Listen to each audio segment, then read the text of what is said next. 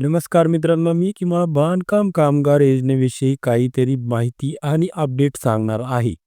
जर पाहायला गेलं तर बांधकाम कामगार कल्याणकार योजना मंडळ खूप काही योजना काढीत आहे आणि त्यासोबतच काहीतरी नवीन-नवीन अपडेट सांगतच आहे.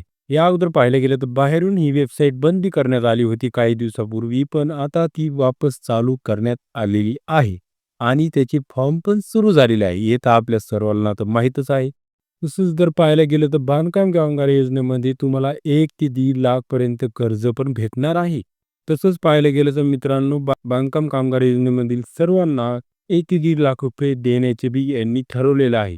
तर आता पाहायला गेलं तर ही नेमकी मदत कशी आहे आणि काय आहे ही आता आपण या व्हिडिओत जाणूनच घेणार आहोत.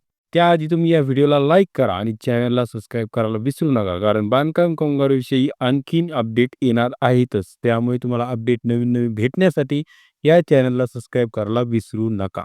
या व्हिडिओमध्ये आपण पाहणार बी आहोत, यासाठी तुम्हाला काय पात्रता लागणार आहे, 1 ते 1.5 लाख रुपये तुम्हाला कसे भेटणार आहे आणि ते कोणत्या पद्धतीने भेटणार आहे, हे सर्व या व्हिडिओमध्ये तुम्हाला मी सांगणार आहे. आता पाहायला गेलं तर मित्रांनो, ही योजना महाराष्ट्रातील कामगार लोकांसाठी आहे. कल्याणकारी योजनेने नवीन योजना सुरू केलेला आहे. जे बांधकाम कामगार आहेत, त्यांच्या घरातील सदस्यांना जर एखादा गंभीर आजार जर झालेला असेल, तर हा गंभीर आजाराचा 1 ते सव्वा लाखपर्यंत तुम्हाला याची मदत करण्यात येणार आहे. तर आता ही गोष्ट अशी आहे, की ही मदत नेमकी तुम्हाला कशी मिळणार आहे? कोणत्या पद्धतीने येणार आहे?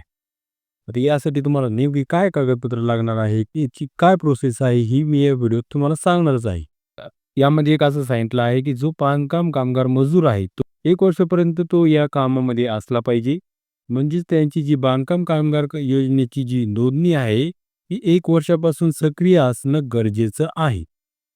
त्यामध्ये जर पाहायला गेलं तर दुसरा मुद्दा असा आहे, की बांधकाम कामगार यांच्या प्रोफाईलमध्ये ज्याही व्यक्तीचं निदान करायचं असेल, त्या व्यक्तीचं नाव असणं खूप आवश्यक आहे. आणि महत्त्वाचा आणि तिसरा पडाव म्हणजे ज्या नागरिकांना त्या योजनेचा पुरेपूर लाभ घ्यायचा असेल, जो कामगार असेल, त्याच्या घरातील सदस्य हे कायमस्वरूपी महाराष्ट्रीयन असलेले पाहिजेत. आणि चौथा पुरावा असा, की बांधकाम कामगार याच्या घरातील सदस्यांना जर काही गंभीर आजार झाला, तर या आजाराची सर्व काही कागदपत्र त्यांच्याकडे असणं खूप गरजेचं आहे. कारण की जवळपास महाराष्ट्रामध्ये बांधकाम कामगार कल्याण योजनेनी एक चॅरिटी ओपन केलेली आहे. प्रत्येक जिल्ह्यामध्ये असे 2 दवाखाने केलेले आहेत, ज्यामध्ये तुम्ही ह्या योजनेचा लाभ घेऊ शकता. तर अशा प्रकारे मित्रांनो तुम्हाला ते पैसे मिळणार आहे. जर तुमच्या घरी कोणाला जर गंभीर आजार झालेला आहे, तर तुम्ही यासाठी नोंदणी करू शकता आणि याचा पुरेपूर फायदा घेऊ शकता. चला तर मग मित्रांनो या व्हिडिओमध्ये फक्त एवढंच सांगितलं आहे, की नेमकं तुम्हाला कोणत्या बाबतीत हे 1-1.5 लाख रुपये भेटतील. माझ्या मते तर तुम्हाला थोडीफार माहिती तर मिळलेलीच असेल. हा व्हिडिओ तुमच्यासाठी खूप हेल्पफुल झालेला असेल असे मला वाटत आहे. तर तुम्ही या व्हिडिओसाठी एक लाईक करा आणि चॅनलला बी सबस्क्राईब करा. आणि अशाच प्रकारचे महत्त्वपूर्ण अपडेट मी तुमच्यासाठी घेऊनच जाणार आहे. त्यासाठी तुम्ही सबस्क्राईब करायला विसरू नका. चला तर मग भेटू पुढच्या व्हिडिओ.